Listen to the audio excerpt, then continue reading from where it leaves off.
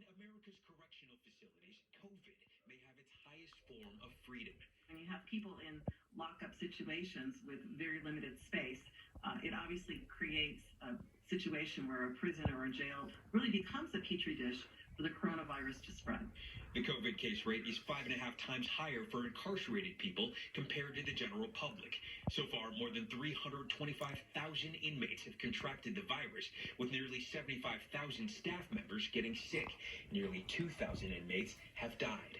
There was a considerable amount of fear. Advocates say incarcerated people should be among the first prioritized to receive the vaccine, arguing our jails and prisons are overcrowded, filled with aging populations in pre-existing conditions, and that several outbreaks started in jail, ended up circulating outside. When the state takes away your liberty and locks you up, the state has a responsibility to make sure that you don't die in their custody. Forrest Bainey was granted clemency in September after spending 19 months inside Ohio's London Correctional Institution. He recalls the terror felt when dozens started getting sick.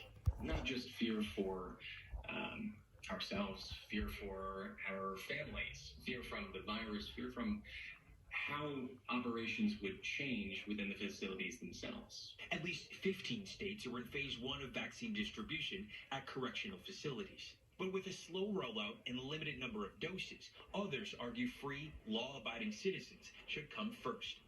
The idea that my dad would be in a better position to get vaccinated if he'd only committed a felony and been sentenced to prison, that's ridiculous. Colorado District Attorney George Brochler says he was enraged when the governor announced prisoners would be made a priority to receive the vaccine.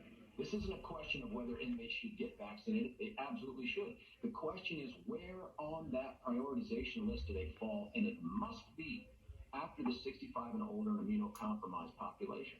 Colorado officials since clarified their position, moving the incarcerated further down. A debate raging in the race to vaccinate the country against a virus that knows no boundaries. Steve Patterson, NBC News. Still ahead, the long